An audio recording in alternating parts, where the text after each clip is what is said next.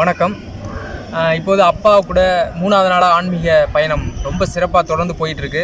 இயற்கை உணவுகள், வெறும் தேங்காய், பழம், இளநீர், கரும்பு சாறு இந்த மாதிரி குடிச்சிக்கிட்டு ரொம்ப அருமையான ஒரு பயணமாக இருக்குது. இறை சக்தி நமக்குள்ளேயே இருக்கிறது, அதை வெளிக்கொண்டு வர்றதுக்கான மிக ரொம்ப ஒரு சப்போர்ட்டிவான ஒரு ஃபுட்டாக இந்த இயற்கை உணவு இருக்குது.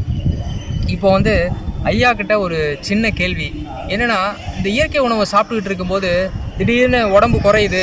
அந்த உடம்பு குறையிறத பார்த்துட்டு மனசில் ரொம்ப நொந்து போய் திரும்பவும் செயற்கை உணவுக்கே போய் விழுந்துடுறாங்க. ஸோ அந்த உடம்பு எதனால் குறையுது, அந்த செயற்கை உணவில் திரும்ப போய் விழாமல் இருக்கிறதுக்கான வழிகள் என்ன, அவங்களுக்கு ஐயாவோட அறிவுரை என்ன அப்படின்னு கொஞ்சம் நான் கேட்கலான்னு. ஐயா, உங்களுடைய பதில் என்னன்னு சொல்லுங்கள்.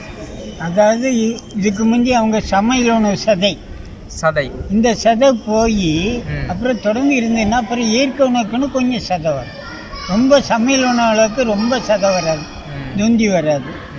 ஒரு அளவாக இது போய் அந்த தேங்காய் பழ உணவுக்கு இயற்கை உணவுக்குன்னு ஒரு சதை வரும். அந்த செல்கள் அழிந்து இந்த செல்கள் உருவாகும். ஆமாம், சதையும் உண்டாகும். அந்த சதை அதுக்கப்புறம் குறையாது, அப்படியே ஸ்டேபிளாக இருக்கும். அப்படியே மெயின்டைன் ஆகிட்டே இருக்கும். ஆமாம். தொப்பை இந்த மாதிரி தேவையில்லாத சதைகள்லாம் உடம்புல இல்லாமல் கரெக்டாக இருக்கும், தேவையான எடையோடு இருக்கும். அதான் தவமுனிகளுடைய உடம்பு அப்படி தான் பாருங்க. மூணு உடம்பு ஆலயம், எலும்பு தெரியும். இன்னும் சொல்லப்போனால் அவங்க வருஷத்துக்கூட தான் சாப்பிடுவாங்களாம். நம்மளாம் 3 வேளை தேங்காய் பழம் ரொம்ப எலும்பு தெரியாது. அவங்கள மாதிரி போனால் எலும்பாக தெரியும். அது இந்த திருமூலர் இதெல்லாம் பார்க்கும்போது எலும்பாக தான் தெரியும். அப்படின்னா மின்காந்த அலைகள் வர்ற மாதிரி இருந்து கதிர்வீச்சு பாயிற மாதிரி படங்கள் இருக்கும். திருமூலர் அந்த இதெல்லாம் அந்த சக்தி நமக்கு இந்த மாதிரி உணவுகளை உண்டால் தான் அந்த சக்தியே கிடைக்கும். அந்த அலைகள் ஈஸியாக கிடைக்கும். ஓகேங்களா? அப்சர்வ் பண்ணுற பவர் நமக்கு கிடைக்கும். இப்போ நிறைய வயிறு முட்டை சமையல் அந்த மின்காந்த அலைகள் வராது. அதனால இதுதான் உண்மையான உணவு. அப்புறம் மனிதர்கள்லாம் பெரும்பேரில் உண்மையான ஆன்மீகவாதிகளை அதெல்லாம் வருவாங்க. இப்போ சமையல் உணவில் ஆன்மீகங்கிறது என்ன ஒரு இதில் ஒரு மேலெழுந்த ஆன்மீகம், மேலோட்டமான ஒரு ஆன்மீகம், ஆழ்ந்த விஷயம் இல்லை, கிடையாது. ஆழ்ந்து அந்த இறை சக்தியை உணர்ந்து அதை போய் அடையணும்னா இந்த உணவு தான் ரொம்ப உதவி. அதிகம் போய் அதுக்கு தொடாமலே முடியாது. நம்ம கடுமையாயிட்டோம். அதிக அளவு எடுத்துட்டு என்னைக்கா ஒரு நாள் ஆசை வந்துடணும். அப்போ கடலில் காயம் கரைச்ச மாதிரி ஆசைக்கு போய் லைட்டாக டச் பண்ணிட்டு திரும்பவும் பழைய கடலில் காயம் கரைச்ச உரைக்கல இல்லை, அது மாதிரி எனக்கு ஒன்று சாப்பிட்டா கடலில் காயம் கரைச்ச ஒரு அடுத்த ஆளில் வந்துடுறோம்.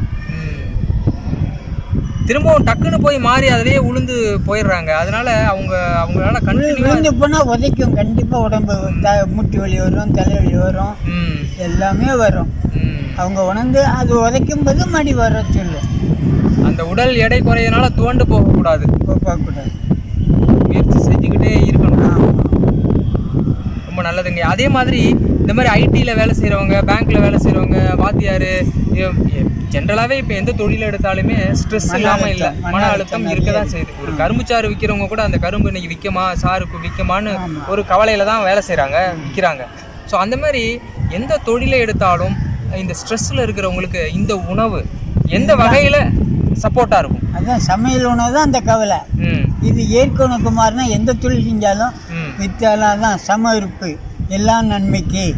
விற்றாலும் சரி, விற்காட்டாலும் சரி, மேலே பகவான். அப்பன்னா முழு சரணாகதி இறைவன் மேலே அடையவர். இறைவன் மேலே சொல்லிட்டு நான் செய்ய வேண்டிய கடமையை செய்கிறேன், அவ்வளோதான். அப்படி இருந்து தானாக விற்கும். இப்போ விற்கலன்னு நினைச்சாதான் விற்காது. நெகட்டிவ் திங்க்கு, ஆன்மீகத்துக்கு மாறான சிந்தனையே வரக்கூடாது. நன்றிங்க.